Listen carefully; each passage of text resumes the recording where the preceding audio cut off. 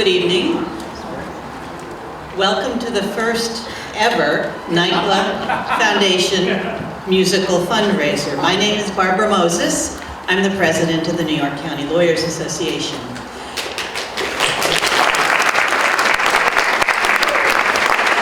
I love show business.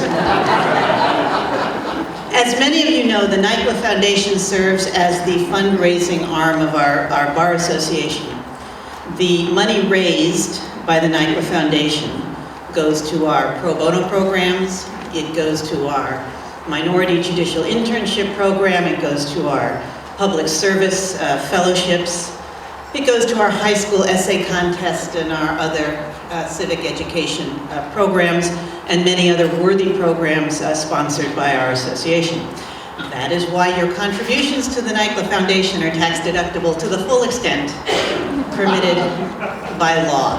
And that is why I know many of you have donated generously to NYCLA through the foundation in the past, and I know that many of you will donate generously in the future as well.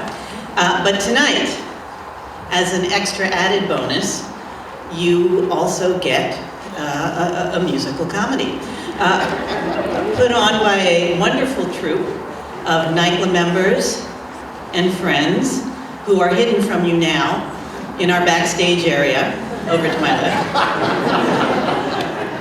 I would like to specifically thank Marty Stein. Stand up, Marty.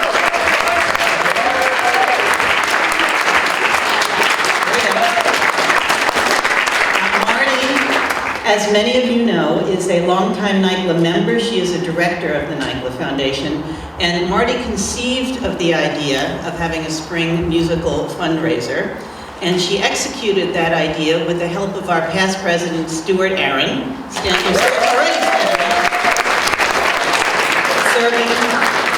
serving as her co-producer. Now, writing talent was provided by two young lawyers fresh from NYU Law School, Mike McMahon and Andrew Avorn. Where are you, Mike?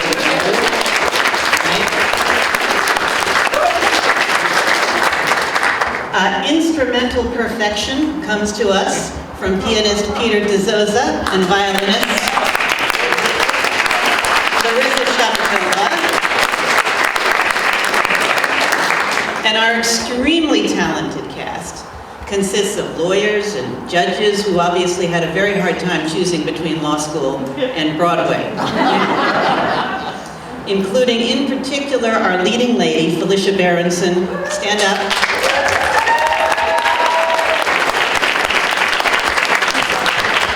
Whose first career was in musical theater and is now an assistant district attorney, so prosecutorial discretion will be applied. And I would like to call out Judge Barbara Kapnick, who I believe will be playing herself and brought her own costume.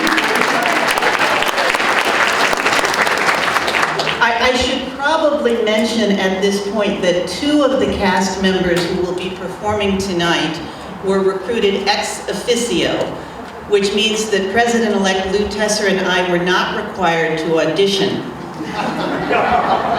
That's a good thing or a bad thing, depending on how you look at it, because otherwise, at least speaking for myself, I don't think I would make it onto the stage.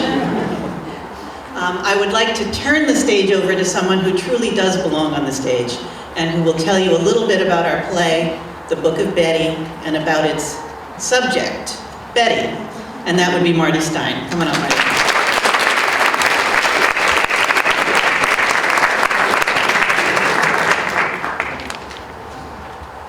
Thank you, Barbara.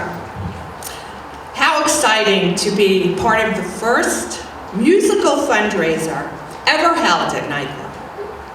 And how appropriate that the first musical fundraiser honors a woman who accomplished so many firsts for the women of New York. Betty Ellerin was the first woman appointed Deputy Administrative Judge of the New York City Courts. She was the first woman appointed Associate Justice of the Appellate Division, First Department. She was the first woman appointed Presiding Justice of the Appellate Division, First Department. She's a founder of the Women's Bar Association. and a long-time active member of NYCLA, where she's been on the NYCLA board, is currently on the foundation board, co-chaired NYCLA's task force on judicial independence, and with all that, a wife and mother of 3 children. Now, Betty is truly a trailblazer, and I could go on for a long time, but then we would have no time for a show. Tonight, let our little theater troupe comprised of starstruck lawyers and judges take you on a journey through the book of Betty.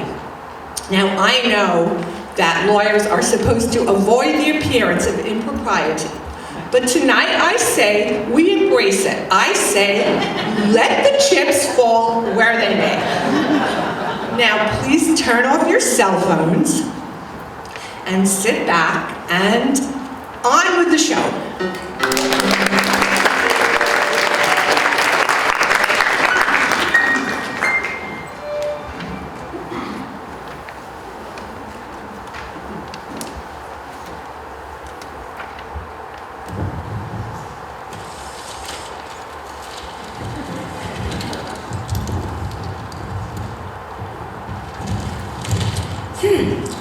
President Clinton to consider proposal to expand Supreme Court to 11 justices.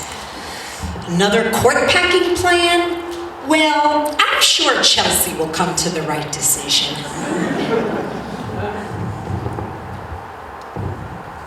Good morning.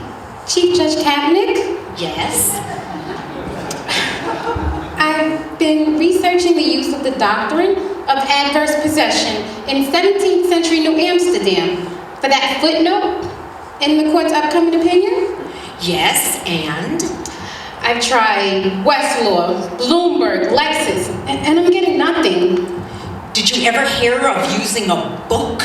Kids these days. Well, the last time I was in the law library, I tried to grab one off the top shelf, and the whole thing toppled over on top of me. Well, I know what you're talking about. I'm short too. The same thing happened to me. But look, let me try to help you out so you won't have any more trouble. Try this book. The court system does not have the budget for any more workers' comp claim these days. Thanks. I appreciate it. Hey, Chief Judge. Well, you know what? Just call me Barbara, or if you must, Chief Judge Kaepernick.